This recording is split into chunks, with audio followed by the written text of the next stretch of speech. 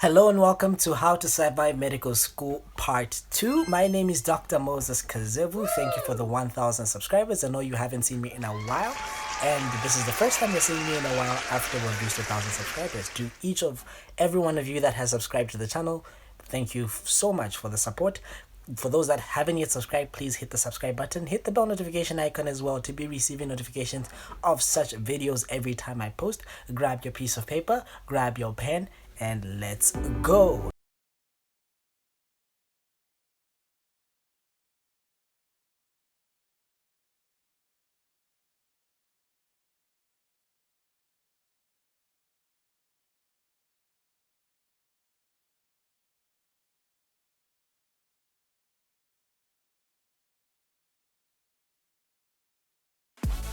So today we're going to be looking at 5 reasons why you are not doing so well in medical school. 5 reasons why you're not acing your exams. 5 reasons why you're not passing your tests. If you have found yourself in that loop of constantly studying, constantly going through past papers, but you're not passing or you're not improving your grade, then this video is meant for you. If you really want to take your grades to another level, from an A to an A plus, why am I saying an A plus? I don't think there's anything beyond an A plus. If you're getting anything beyond an A plus, then geez, relax, bro. It's not a competition. So these are the 5 great tips that most of you are actually doing wrong and why your grades aren't really improving. Number 5 is it takes time.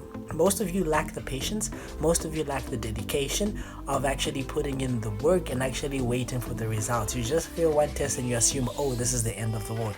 Of course, that becomes very tricky if that's the last test of your semester. Then you really have to pass that test, and if you fail that test, it definitely is the end of the world. But if it's at the start of your academic year, you need to give it time, you need to give it dedication, you need to be motivated, and of course, you have to make a good study strategy. I don't know what's happening to my English today. Then part number 4, or reason number 4 why you are actually not doing so well at your test, is how you actually take your test.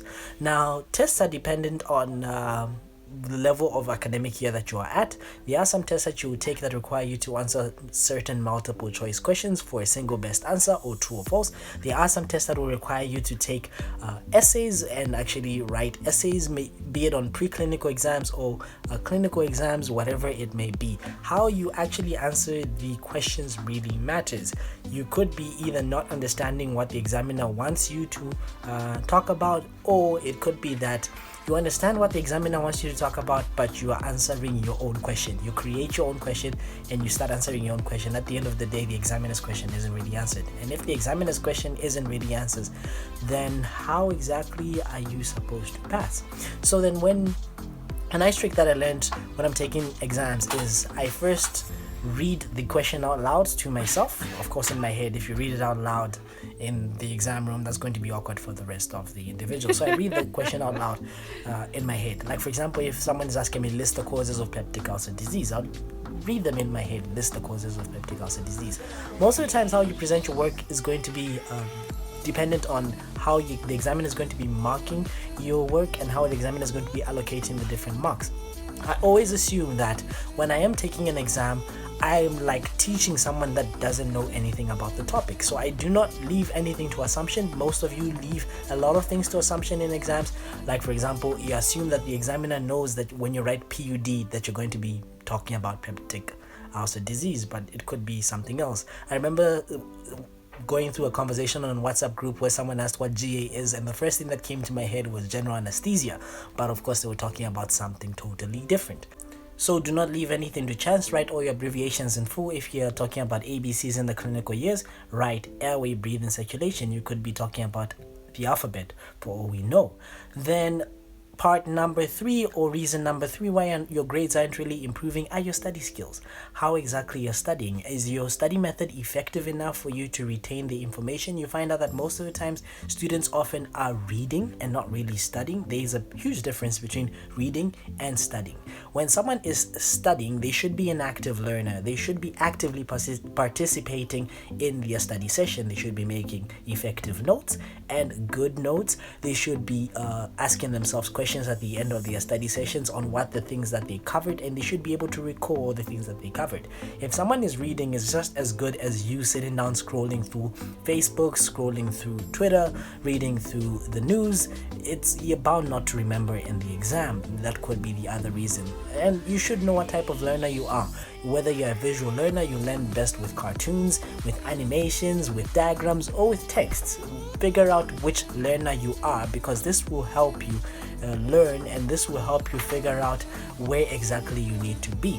Then of course, the second reason why you're not doing so well at your exams is that most of the times you find out that students do not have enough time to prepare for these same exams. You should make a schedule during the academic year. You should have a work plan. You should have time that's allocated for certain things. When I was in medical school, I had time for every single thing. I'm sure most of you are wondering, how did I manage to do so many things that I could do in a short space of time? It's because my schedule was very rigorous. I knew that every time it was at 6 a.m. I would be awake and I should be doing this. Every time at 18 hours at night, I should be at home, I should be studying. And I reached a point where my mind actually reached into a next gear, such that when I don't even have to look at the time, I just had this feeling in me that I need to go study. Then once you reach this point and once you develop this habit, then you will actually learn much more better. In medical school, you would take your exams much more better and you'll be more prepared for your exam. And then the most important thing of why you're not actually doing so well in your medical school, or your CA isn't really improving, is because you're not resting. Okay, learn to rest, sleep, get some rest. There's a good effect that sleep has on the memory. Study before you sleep. Do not sleep then wake up to study. That won't be effective, because the process of consolidation of memories from short-term memory to long-term memory happens during sleep. So if you study then sleep, you are more likely to remember what you studied before you sleep, rather than if you sleep then study. So if you put these 5 important tips that I've actually given you, you'll find out that your medical school experience will be much better. Of course, we shall dive in depth onto study tips as well as exam tips and how to ace different exams at medical school, both preclinical and clinical, on this channel. So please hit the subscribe button if you already haven't hit the subscribe button. Hit the bell notification icon too to be receiving notifications of such videos every time I post. Tell a friend to tell a friend that we are discussing everything medical related on this channel, from review lecture videos, from quizzes, from giveaways, and it shall soon be Christmas, so there is a giveaway that shall be announced on the channel. So please stay tuned. Hit the subscribe button if you haven't, drop the like button, and drop some comments in the section below. Share the link to the video to someone who you think this may help, or to someone who's not doing so well in medical school, as this may be the light at the end of the tunnel. Thank you. Until next time, my name is Dr. Moses